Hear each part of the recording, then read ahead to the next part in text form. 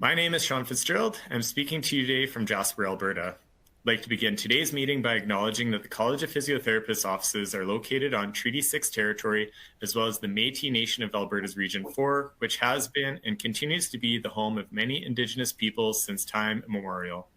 The College of Physiotherapists of Alberta recognizes that Indigenous peoples have been helping many live healthy lives on this land long before settlers arrived.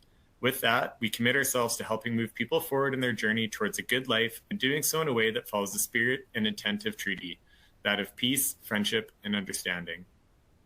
We also recognize that people from across Alberta and beyond are joining us today and encourage you to take a few moments to learn more about the lands, peoples, and treaties with which you may be in relationship. It is my pleasure to introduce our guests today, Gabriela Abbud and Heather Bredy. Gabriela holds a BSc PT from the University of Sao Paulo, Brazil, and an MSc in Exercise Science from Concordia University here in Canada. She obtained her physiotherapy equivalence in Canada in 2009, and since then she's worked in both French and English environments in different areas, including acute care, outpatient neuro, and return to work. She joined the University of Alberta in 2013 as a teaching assistant for the internationally educated physiotherapist bridging program while continuing to do clinical work. In 2016, Gabriela joined the University of Alberta as a full-time instructor at the Calgary Satellite campus. Heather graduated from the University of Alberta and has worked clinically since that time. She joined the Department of Physical Therapy as a full-time teaching professor in 2011, and her teaching involvement is in the MSK stream of the MSc PT program. She is currently the academic coordinator of clinical education for the Department of Physical Therapy. And I am Sean FitzGerald, currently practice advisor for the College of Physiotherapists of Alberta, and I do still work as a practicing physiotherapist at my own clinic here in Jasper. Historically, I have taken many students over the years, and to be honest, I am a little sad that with my current work duties, I am unable to take students. So I hope many of you decide to take students moving forward. Okay, so the concept of the webinar is to have a more casual conversation about taking PT students. I'll pose questions to both Gabriela and Heather and moderate the discussion. Hopefully for those who have chosen to join us, you'll get some valuable information on the ins and outs of student placements. Okay, we ready? Let's take a peek at the polls. All right, so looks like a lot of people who've taken students. That's great, and a good chunk that haven't. So hopefully we can answer all of your questions today. And remember, please put all your Q&A questions in the Q&A box, and we'll have time to get those at the end. And for those who have taken students, we've got some who are just starting out, taking one or two, a few in the middle, and then, a good chunk that's more than 5. So excellent. Okay, so we'll get ours. All right, so let's start the discussion. So let's start with qualifications first. So Heather, from your perspective, what attributes make for a good or even a great supervisor? So I really think it's about your willingness or your desire to share your knowledge. So I don't think that there is a specific qualification or extra courses or anything like that that you need to have taken. It's just that you're excited to share what you know with a student, that you're welcoming to that student, make them feel part of the team where you're at, and willingness to talk through your clinical reasoning. That's what students really like to have the chance to hear how you as the therapist get from point A to point B, because that's kind of where they're lacking. They kind of know all the little steps, but they have a hard time bridging it together. So it's really important to be willing to talk through that, talk out loud how your clinical reasoning goes. Willing to give feedback, both positive and constructive. So I know when I was a student way back, it was, if you didn't do anything wrong, if you didn't hear about it, you weren't doing anything wrong, and that was okay. Students these days like to hear a little bit of the positive, so we kind of encourage people to sandwich that together. So give a little bit of positive feedback and then give some constructive feedback as well. Students love feedback. We find at the university that more and more every year they want more and more feedback. So that is a really important part of it. I think that any physiotherapist can supervise as long as you're, comfortable in your setting, and you're interested in taking a student. We want to encourage everyone to take a student, but if that's something that you really have no interest in, then we obviously don't want to force that. Need to have a little bit of patience. The students will, some of them will ask a ton of questions. Some of them won't ask a lot because they're nervous or anxious too. So trying to find a way to open those conversations is important. And really just interest in sharing what you know.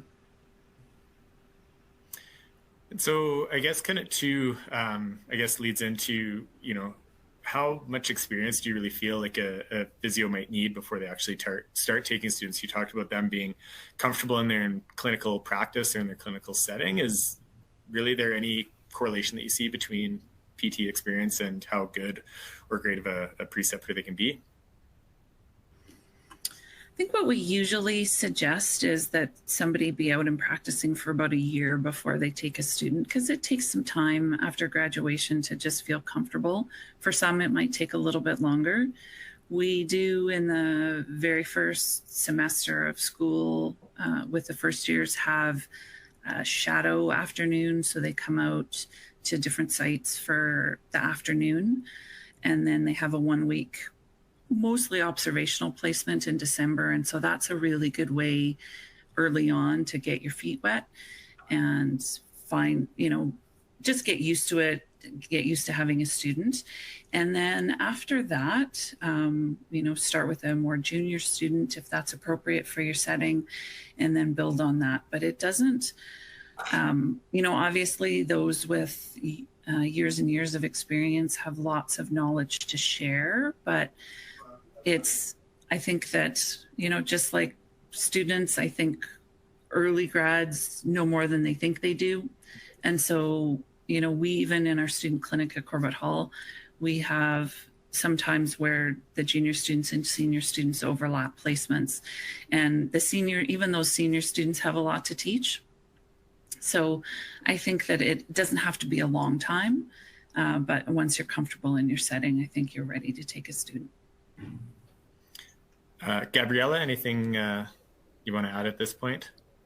I think just to add to that, if a new grad or somebody is not sure about whether or not they have the ability to be a clinical instructor, if they can partner with somebody in their site who has more clinical experience in that area and maybe share that students to start becoming more comfortable being a clinical instructor, that's a great strategy. And I see here then lots of people that are here today have had experience with students. So that is a great opportunity to take some more recent hires from your team and to start working together and collaborating to build the capacity. Yeah, and I think kind of it's a good point. Like for me, I think about students that I've had in the past. A lot of it too is you may not need to have like a whole pile of the technical skills in place where you've got all these extra courses and things like that. Because I think a lot of PT practice is the non-technical skills, and I think that's a big part of what you can pass on to students as well. So I think those people who maybe don't think they have quite the potential like skill set, then I do think there is a lot more that you can offer students as well, just from how to manage your caseload, how to interact with people, like how to be empathetic and kind of make strides to kind of build like a therapeutic relationship as well. One last question, I guess, kind of for Heather. What would you say to kind of more seasoned clinicians who potentially argue that they've done their time and they've taken enough students? Yes, well, I mean, we appreciate all of the time and effort that people put in. It is, we couldn't do this job without the supervision that that physios offer. It's some of it, I guess. My suggestion to look at is it's not just about training new students; it's about the growth of our profession. I always talk to the students when they start in orientation about how proud I am to be a physio. I still practice a little bit. And when somebody asks me what I do, I'm proud to say I'm a physio. So I always look at it as, giving to the profession as a whole, growing the profession as a whole, and also that it's those people could be your colleagues someday. So that you might be working with them. So you might have a chance to, train them or be at least a component of their training and give them a chance to learn from you. Like Gabriela said, having the ability to, like, if you really truly feel like, you've put in your time, being that mentor to younger therapists that you work with so that they can then mentor a student, because you have lots to teach them about teaching a student. And we have, lots of those kind of instances that happen. And you just have that ability to sort of pass on your knowledge to either those that you work with so that they can mentor students, or think about it as giving back to our profession as a whole. Yeah, I like the idea about kind of, if you've maybe got to the point where you don't want to take students anymore, but being there as a mentor for those in your practice that do want to take students, I think it's a really good point. Okay, Gabriela, from your perspective, what actually makes for a quality placement? I think a good placement needs to have a good clinical instructor with all the skills that Heather brought up, right? Somebody who actually wants to teach, that wants to be involved in that with the students, that I don't think it's necessarily that you have all those skills to be a teacher and an educator. The willingness to be there and to support the students is very important, and creating that relationship with the students. So I think is the first step for a very successful placement. I think another point for a quality placement is lots of hands-on experience for students. And we hear that a lot from students, how, it was a great placement. I got to try so many things and see so many different patients. Keep in mind that we do provide the students with the theoretical knowledge, with some practical skills. They have that understanding, but it's truly when they go into practice, when I see the nuances of practice as well. How do I adjust my hands for different body types, or older individuals versus younger individuals? So lots of different clinical experiences where the students can struggle a little bit and figure out their own way of doing things. It's usually a very positive placement. And I think a third aspect to consider is a healthy working environment is something that can make a placement very positive. And when I talk about a healthy working environment is, if it is a multidisciplinary group, a group that works cohesively, that has good communication strategies, where maybe the students can shadow other disciplines and ask questions about how they would work together, where they have the experience to go in a hospital and shadow different units to broaden a little bit their experience in that clinical setting. I think in a placement, students are learning the hands-on skills of how to be a physio, but they're learning a lot more. They're learning about professionalism. They're learning about professional communication, how to communicate with other team members, other stakeholders, how to plan for discharge and organize that aspect. So that team environment and all of those aspects that sometimes we don't think about physio-specific skills are skills that students will only get when they go out there in the placement setting. So I guess kind of for you, because we do have quite a obviously broad scope of practice and a lot of different practice settings that students kind of get into. I've had some, I think, colleagues who have kind of wondered whether or not their placement is potentially like too niche. So it's like a very specific area of practice that they work in, and they wonder whether or not that's something that is worthwhile for a student kind of get involved with, knowing that there's not a high chance that maybe they even work in that environment again. Yeah, and we do hear that too. That's the areas are very specialized, and I think the students do have interest in diverse areas. We have a variety of students. I think it is, if they are not exposed to the area, then definitely they are not likely to go into that area. So the initial exposure is the best step to getting new grads to be interested in that area.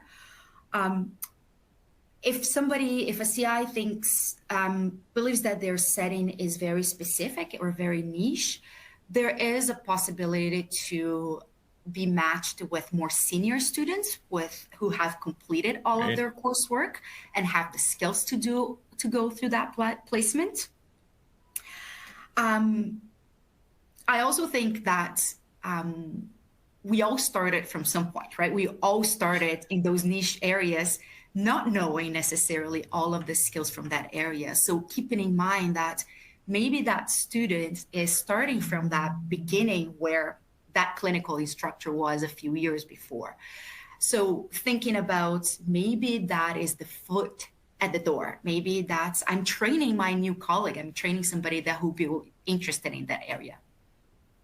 Yeah, it's a good point. And I guess then too, like we also get on the other side of this. And, I think I would kind of relate a little bit more to that sometimes when I looked at my first few years of practice in a rural hospital environment, that potentially like the service areas too basic, or there's not like enough like exciting things happening. Again, like on that other side of the spectrum, like how would you kind of address some of those clinicians' concerns that there just maybe isn't enough to kind of keep a student interested? Well, I think the first point to make is if a physiotherapist is working at that place, there are interesting things for a student. So, the student has a lot to learn from that setting.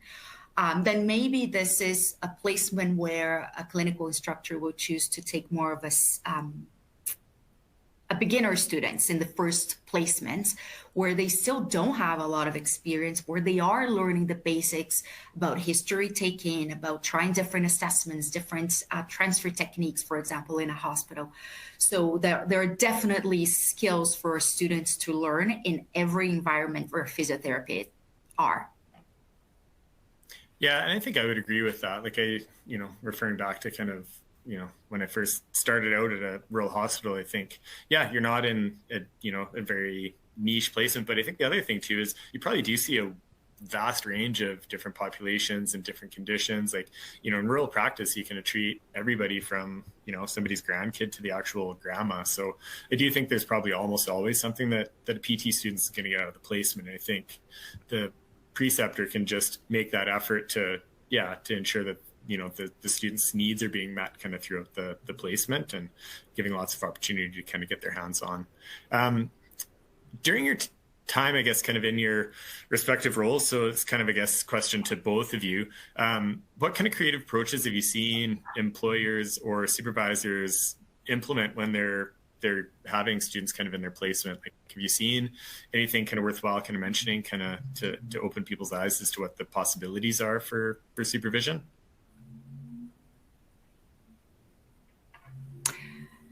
You mean more like how to create new opportunities, new experience for students? Yeah, like I know, like for like sometimes it's potentially like two students, one preceptor is something that I've done in the past that was new to me kind of a few years ago and actually worked quite well. I'm just wondering if you've had other kind of things that you've seen kind of over the last few years that have worked well. I mean, maybe the pandemic has triggered some, alternate supervision strategies. I think one that it happens quite often. There are a lot of clinical instructors who are part-time clinicians.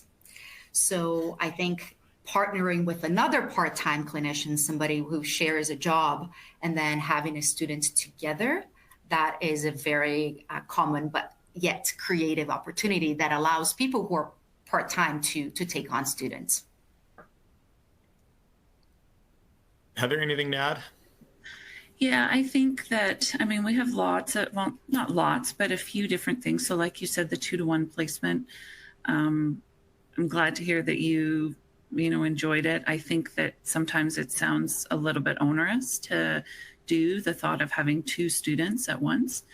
But there's a lot of peer learning that happens between those students. And so it's very beneficial. And it's, once you kind of get into the swing of things, not actually as hard as it might seem. We have students that have placements split between 2 different sites.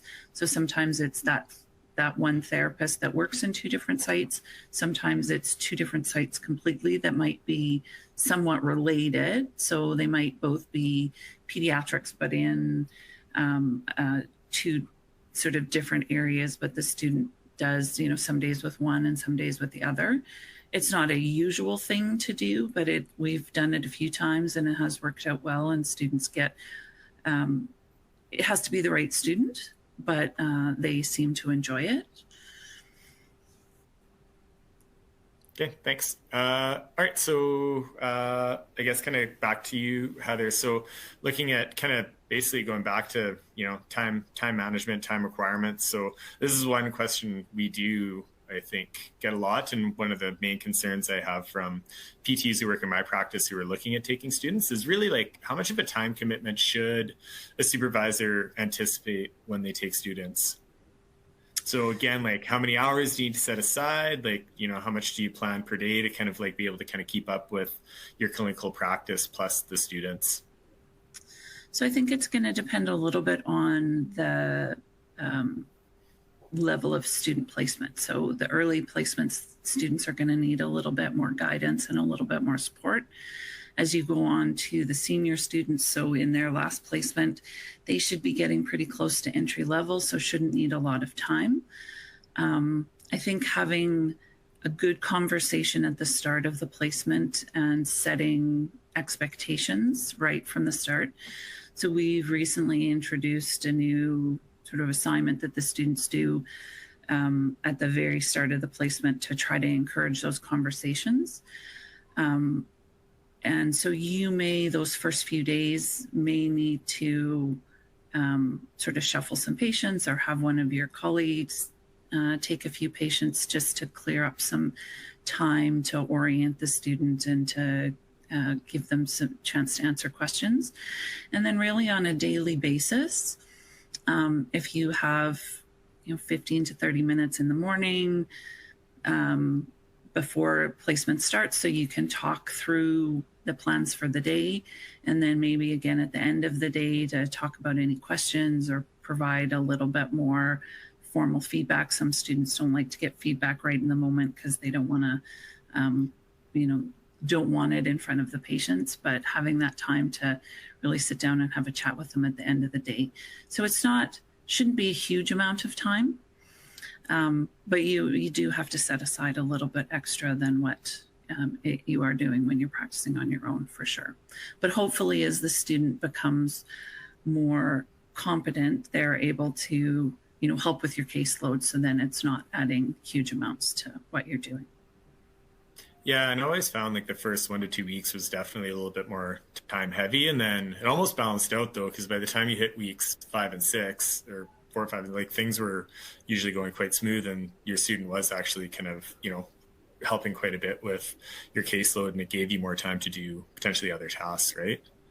Mm-hmm. So I guess kind of, keeping in mind that the quality of the supervision really does matter. Like, how does a physiotherapist who's supervising a student know that they're actually spending enough time with that student? I think if you see that the student is progressing as you would expect over the course of the placement, so there should be some growth and improvement in their skills over the course of the placement, making sure that the student does have time to ask those many questions that they have, seeing that the student isn't frustrated. So sometimes if students feel like they're not getting enough supervision, they'll get a little bit frustrated, and sometimes you can see that with them. Right. So just if as long as the placement is progressing well, student seems to be happy, you're happy with how they are doing and how they're progressing with the patients, I think that you're doing a good job then. Gabriela, anything to add? I just wanted to add something about time for supervision, what Heather mentioned above. I think earlier. I think if you can prepare the students for some of the tasks that they need to do on your placements or things that you would recommend students to review, either before they start the placement or even during the placements, I think that kind of helps manage the time with the students or debriefing or training them on certain things. So that can be a strategy in your setting to, okay, if the students come to my place knowing all of this specific equipment that we use on the setting, for example, I will spend less time in the first week or two training on that equipment, for example. Yeah, good point. Is there any other kind of, I guess, tips that you guys have for managing time and scheduling challenges? I think that, like we've said, sort of setting expectations with the student early on in the placement and having some really frank discussions about that. Students expect to have to do some homework. So it's okay to give them things to look up to prepare for the next day. So that isn't necessarily taking your time. They should come to the placement that morning kind of ready to go. And if they know who they're seeing or the types of things that they're seeing, they can do a little bit of review on their own. So that's not always something that you have to do with them. So I think that is helpful. Is there, I guess, do you have any idea, I guess, how much homework or pre-work is too much for, what I mean? Because they're coming off a placement, they're coming off kind of the theoretical knowledge, they move into a placement. Is there any real kind of, I guess, recommendations for the supervisors on trying to figure out like how much homework or how much pre-work leading into a placement would be too much? So we tell them that they should expect to do homework on a placement just like they would if they're in academic classes. So, an hour or two a night is not too much. So, obviously we don't want them working 12 hours a day and not taking care of themselves, because then that leads to other problems that impact the placement. But right. I think it's perfectly fine for them to expect to do, at least an hour up to 2 hours, depending on how quick they are in reviewing conditions or preparing for the next day. Some students like to do that at night. Some students like to come in really early in the morning and do that first thing in the morning. Right. So, yeah. Just depending on the student. And I guess this one will be, I guess, for both you and Gabriela to answer. So like I found, the 2-to-1 placement actually was reasonably beneficial for my time management and how much time I was, I guess, in conversation with students. Have you kind of heard similar kind of feedback from preceptors with the 2-to-1 placement format, or is there other, I guess, formats that you've seen that help with time commitments or those types of challenges that supervisors might face?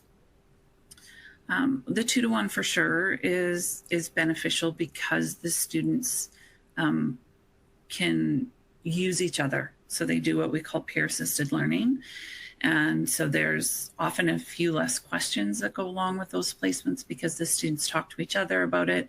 They may work out some of the basic problems and then only have to come to you with more significant questions or significant issues. So that helps.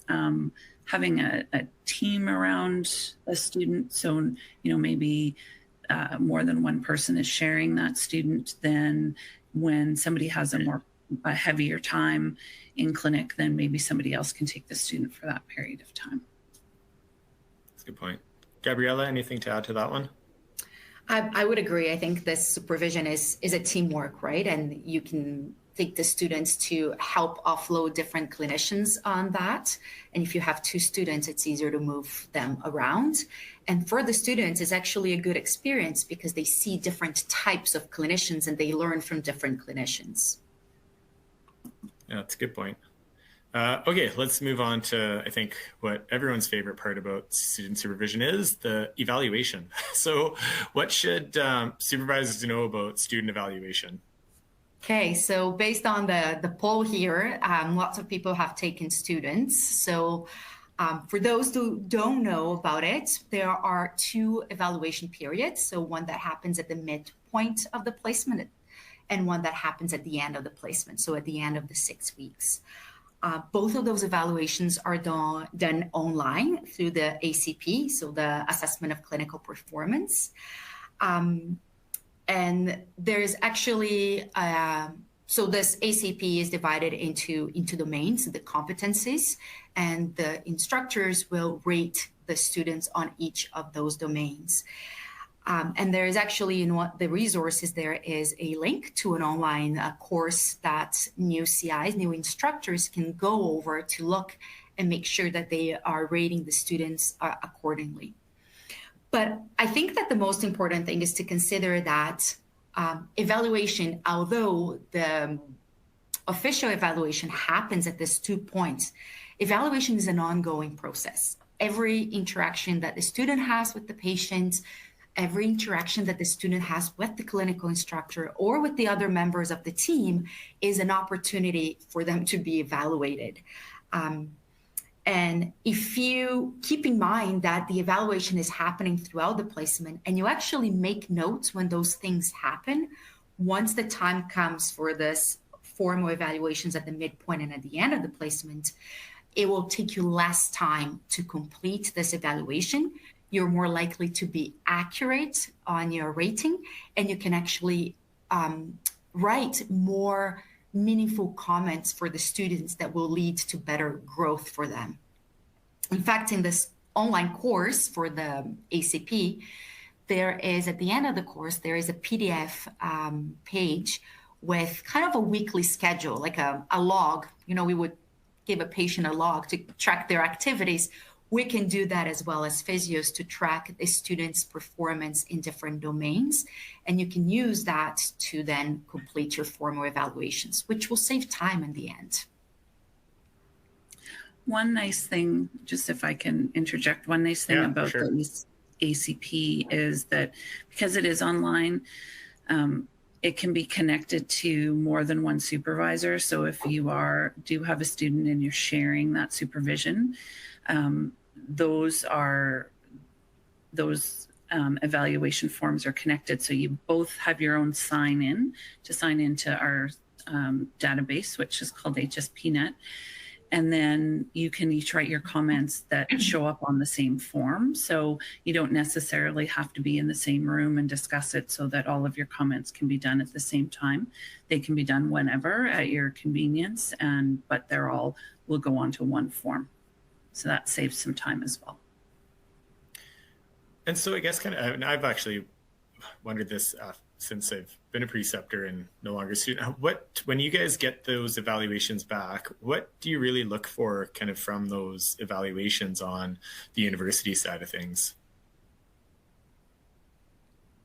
Like, are they more so kind of meant to be like just for the student, the preceptor, to have that evaluation time to point out those skill sets and areas that they need to kind of work on and something that they're going to continue on at their next placement? Or is there quite a lot of evaluation that goes on behind the scenes from the university? There is, and I'll jump in here, and Heather, you can add on. So I think this evaluation becomes the student's record in a way. Because if you think that they are doing one placement after the other, if there is any point in their education that we see a challenge in one specific area, we can always go back and see how the student has progressed in that area. So it's our little chart of the patient. So of course, we're looking at the final evaluation, but we're looking also as the descriptor, whether the student is a beginner or an entry level, and the comments. So the comments, although they are not necessarily necessary for a grade, they do help us understand how that particular student is progressing along their education and help us intervene if something happens. We're with the students all the time and we get to know them. So it helps to confirm and provide some tips for the students or the CIs if we see an issue there. Great. That's a good point. And there is, on the evaluation forms, there is a checkbox. So if you have significant concerns about a student in one of the domains, that will automatically flag it for us. So on our screen, we get a big red yield sign with an exclamation point. And so that will quickly draw our attention to that area, and know that the student is either struggling or needs extra help in that area. So we do read through them all. So they're not, they are for the students, but we do read through them all so that we can, have a little bit of an idea of how the student is functioning in a clinical setting. Awesome. Okay, so one last question about the evaluation thing. So how can supervisors know what's reasonable to expect from students or where students should be on the learning trajectory? Particularly if you have a supervisor who's maybe new to student supervision, they haven't had, many students in the past, it's hard maybe to get, I think, an idea of what your student should be able to potentially do or not do at that stage. So yeah, what's your kind of go-to for directing supervisors to how to figure out what their students should know? So at the start of each placement, when the CI has been assigned for a placement, we send a specific course outline. And in that course outline, it talks specifically about the expectations for that particular placement, depending on which placement it is. And it talks about where the students are in the program. So what areas the students have learned and what things students should know how to do. We also talk with the students about professionalism. We talked about communication. We talk about dress code. We have lessons about conflict resolution and how to approach challenging situations. So they do have all of this theoretical knowledge, but again, is in placement that those things will be applied, but the CIs can know that those students have the baseline knowledge about those things. And then one of the questions that we did have come in kind of prior to the presentation, we asked for, PTs to kind of send in any questions they had. One was basically kind of following up to kind of what you just said is, really like for, professional behaviors, dress, like some of those things that, obviously, is clinically applicable more so. Whose real task is it to kind of teach or speak to those kind of things during the placement? We do talk about those things with the students in general terms, but every site has a different nuance, right? Every site has maybe some specific rules. So we would expect that the CIs can clarify with the students what those are specific for that site. And this is one of the reasons why we implemented, as Heather mentioned earlier, that document that can really create that conversation between the students and the clinical instructor about the expectations for that setting. Setting the expectations very clearly from the beginning, whether it is the simple things, you need to be here 5 minutes before, or this is how you dress, helps the students know what to do. Okay. So I guess we're going to move on. So Heather, I'll get you to kick off this one. So what are your top tips or kind of best practices for managing those challenging students or students that you might perceive as just being, a little bit kind of weak in their skill sets? With that, there's a few things. So sitting down early with the student and having a conversation and letting them know that they're not performing at the level that is expected for that placement. It's fine to tell them that. I know that that's not always easy, but students need to hear it.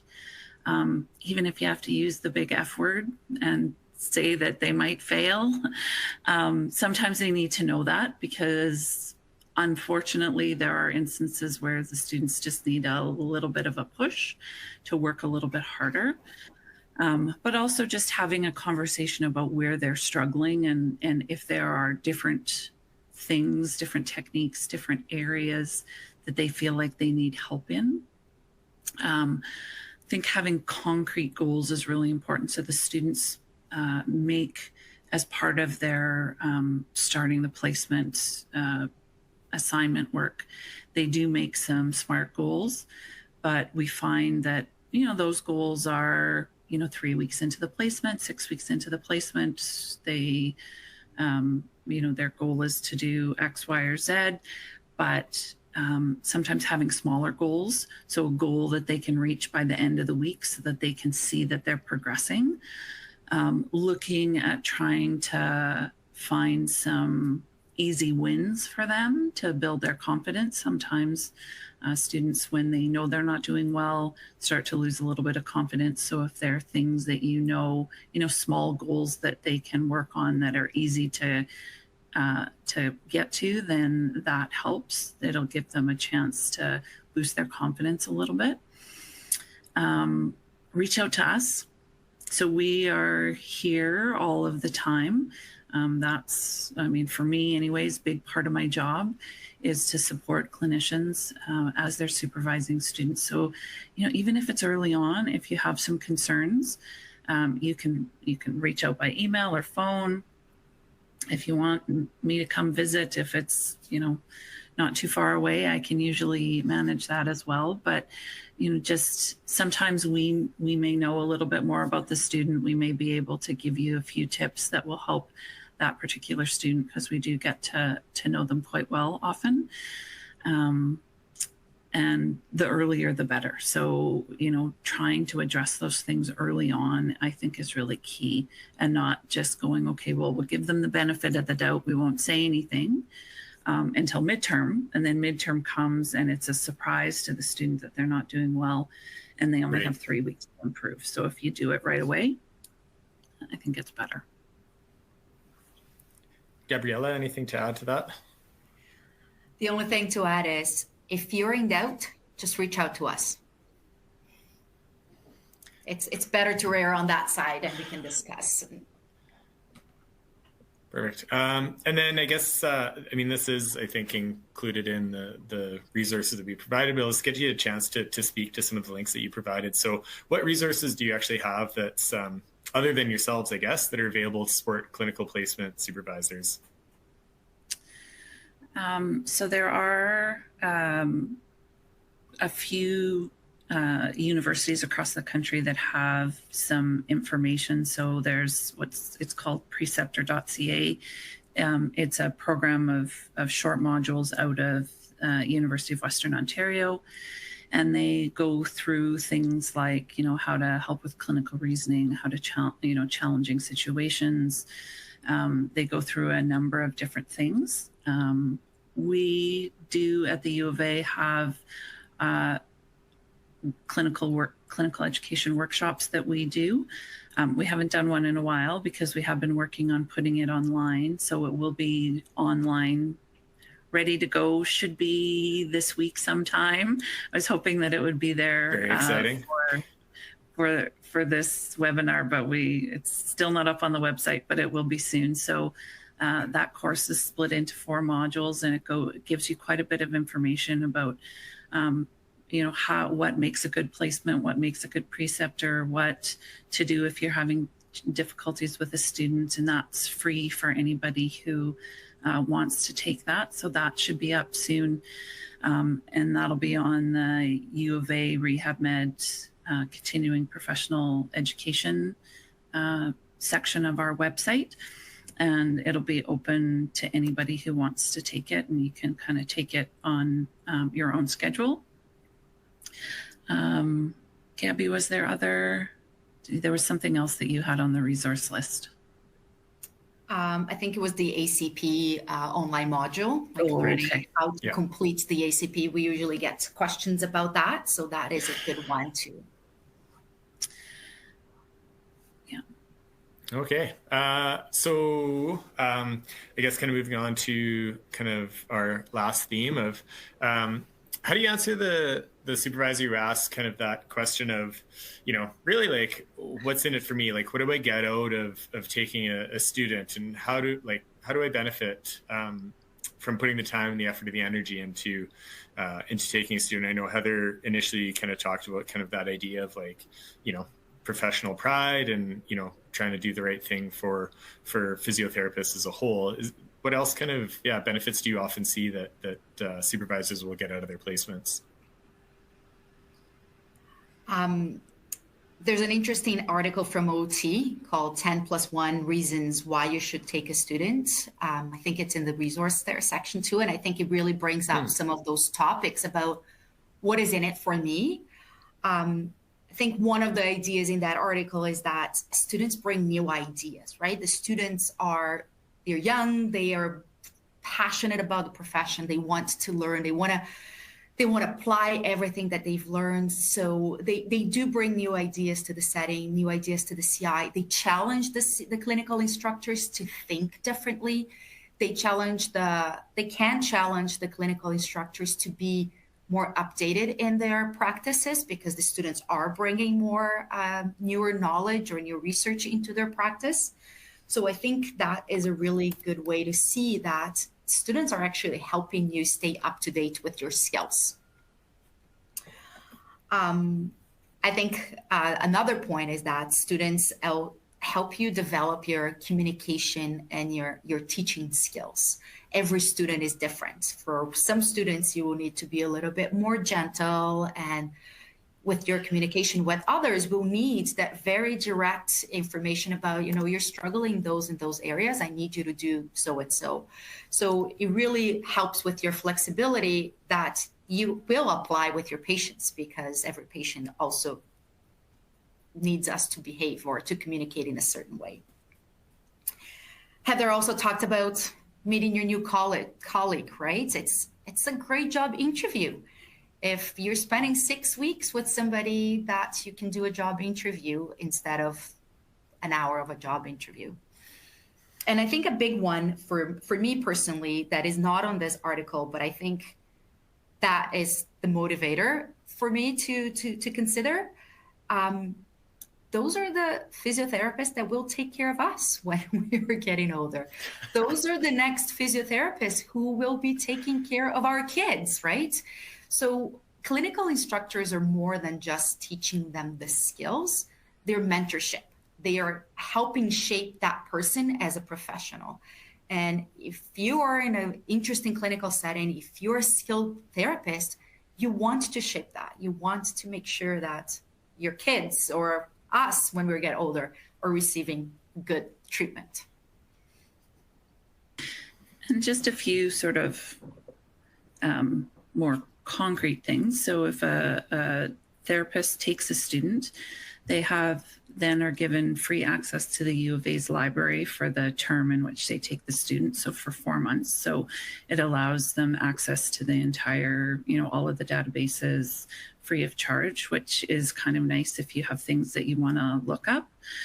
If you take 2 students in a year, you're eligible for a clinical appointment through the Faculty of Rehab Med. And that will give you, I think it's 15% off any of the micro-credential courses that are through our continuing professional development. We offer the workshops when we can. We send out chocolate when we can, which is always a big hit. We all do this for the chocolate, it's true. Yes, it is. Yeah. But so there are a few concrete things that we can give. I know that, we can't pay people, but there are a few things that we can do to give back. Do you, I can't remember, with the appointment if you take 2 students here, do you get access to the online libraries through the U of A with that appointment? So you'll get that with taking a student. So you don't even have to have an appointment. Okay. So if you take a student, unfortunately, we used to be able to give you access for a full year if you took a student. Now with just licensing rules and things with the journals, we're only able to give you 4 months. But so if you took a couple students a year, that would give you, 8 months out of the year that you could have access to the libraries. Great. Yeah, and I think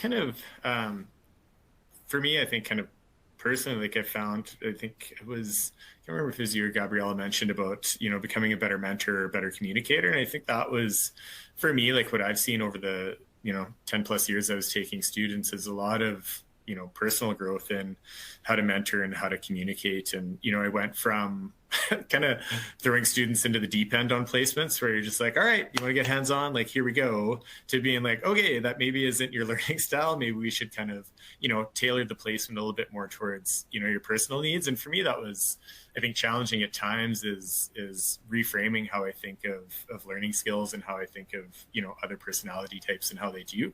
But I do think kind of that idea of personal growth from taking students was a huge benefit. And I think that's one, I think a lot of PTs generally seem to be, interested in growing skill sets and, becoming better PTs. And yeah, I think kind of taking students really kind of pushes that kind of part of you to really kind of justify, why am I treating this shoulder this way? Like, what is like the current research? Because now that I've been practicing, 15 years-ish, like you get into old habits, right? So it's nice to have students come in and kind of, challenge some of those assumptions that you've, kind of had over the years.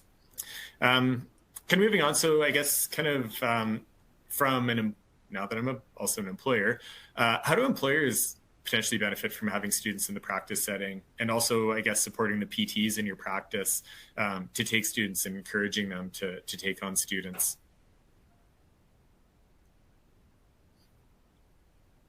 Gabriela, do you want to go first on this one? Sure. I think, you were talking about that niche areas of practice earlier on. So that is a great way in which employers can benefit from taking students. So exposing students to different areas of practice is a great way to get them to actually apply for jobs in that location. We also know that students are likely to consider working in a certain environment if they did have a positive experience in that setting. So the team can contribute to that by providing, I think it's really a teamwork, different clinicians working in the same environment, to having students, to expose the students to that area, and hopefully students can come and apply for the job later on. That actually benefits all the clinicians in that team as well as employers, because that training period for a new hire will be way smaller or way easier because they are already familiar with that practical setting. So it is a good way to put your name, your clinic, your setting out there to students. And we know they talk, right? Students from different years talking about, so it's a marketing strategy. Yeah, and I would agree with that. Like, I think out of my current kind of staffing over the last probably 10 years, like, I've always had, I think, at least one PT in the clinic who was a former student. And then we've even had, friends of students who have then kind of ended up kind of coming into work in our clinic. And as somebody who works in a small town, it is, I think, really quite important to try and kind of get people to learn, like, why this place is great and why potentially you should, come back here when you graduate and work in the community. Heather, did you have anything to add to that? Yeah, just that we know that there is, huge pressures out there right now with recruiting, and there is, it is definitely harder to recruit to some of the smaller settings or smaller cities or towns in the province. But oftentimes we see that if a student has a good experience as a placement, like Gabby said, that it will help them, make decisions to stay there. You can, during the course of that 6-week placement, work on recruiting them a little bit and show them what's great about that small town. We just had, I was just reading reflections from students the other day, and one of them had gone to do a placement up in Grand Prairie, someplace that he originally wasn't too excited to go to, but then realized all of the great things that he could do there. He's really enjoys the outdoors, and so found all of the various things that he could do, and actually made him have second thoughts about the fact that he didn't want to be in Grand Prairie. And so it opens students' eyes up to different places, and if you can work with the student and get them excited about that city or town, then it does help with recruitment. We know that with the research. We've done research looking at where students take jobs, and it is often impacted by where their placements were. All right. Okay, so yeah, we're near the end, so we're going to get into some questions. So we do have a question regarding a senior, like, for example, you have a more senior student, you know, we've kind of noticed this kind of too, potentially just even with some of the pandemic things that were kind of occurring and lack of kind of in clinic time. So if you have a final year student or a student who's in their more senior placements and you find like they're struggling with some of those basic skills, like, you know, goniometric measurements and some basic assessment tools, like how much, I guess, kind of are you as a supervisor expected to kind of reteach some of these skills that, you know, initially assumed were, you know, they should have kind of cemented by now? You shouldn't have to reteach a ton of it. So specifically goniometry, and I think I saw the fitting crutches and things like that. They learn that in the very first block of the program. So as a senior student, that was 2.5 years ago, but it should just be a review. And that student should then be told that they need to go home and review that, particularly, goniometry, because it's not just here, this is how you fit crutches review. It's, wider scope. So making sure that that student is aware that the expectation is that they know that, and that they go home and review it if they don't know it. Yeah. And I think the second question you'd kind of touched on earlier, but I'll just kind of put it out there in case you have any final thoughts on it. So really kind of, if you do have concerns in that first week or two of the placement, should you be reaching out to you and Gabriela at that point? Or, is there any, I guess, further advice on when it's time to call you or Gabriela to kind of get a little bit of clarification on concerns you might have with the student? Yeah, like Gabriela said, if in doubt, reach out to us. We are, we welcome those, and we can often, if you want to have a discussion and it not include the student, so we often will talk to CIs and the student doesn't know that we're having that discussion. Just to get a little bit of advice or feedback, we're happy to do that. So, if it's early on in the placement and you feel like things aren't going in the direction that you expect them to, we're happy to be involved with that. Yeah, I would agree with Heather. I think sooner, if you're by the second week and you're already seeing some concerns, reach out to us. We can help clarify. Even if at the first week and there are things that are significant enough to bring up concerns to clinical instructors, we prefer to hear earlier than later. Yeah. Okay, we're pretty much out of time. I guess I'll just give you guys one last chance. If there is anything you would like to add, if there's any common myths regarding student placements that you want to have an opportunity to address before we sign off, I'll give you a chance now. If not, you can say your farewells and I'll close this out. So Gabriela, anything else to add before we let you go? I just want to say a thank you for those that are present, even though you've taken students and you're present, and those that are interested in taking students, please reach out to us. We will be happy to guide you in the right direction. I think Heather talked about it, but it's never enough to highlight. We couldn't do this. We couldn't teach the students without the support of the clinical community.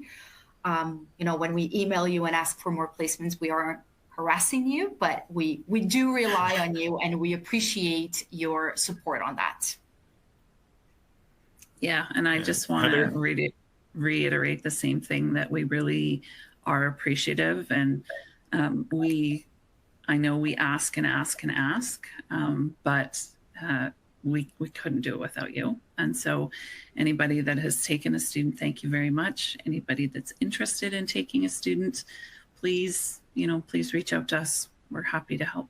We're happy to, chat with you. Even if you're not sure and you just want to talk about it, feel free to contact us.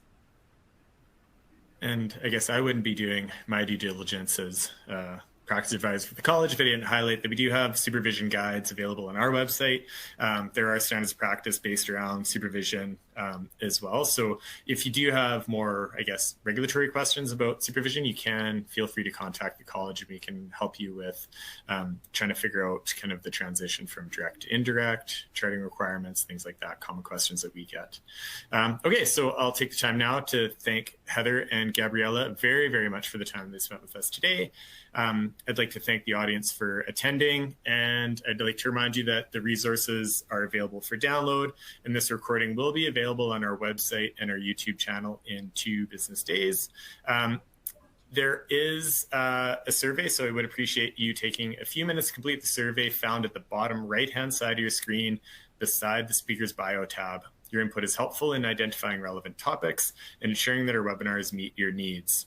Our next event will be upcoming, and we'll be actually talking with education members from the physiotherapy support workers, or the PTA programs, and that will be upcoming next month. So stay tuned for that. You should get some email reminders coming out as well. You can access our website for more information on that as well. Okay, so once again, thank you very much, Gabriela. Thank you very much, Heather, and enjoy the rest of your day, everybody. We'll sign off. Thank you.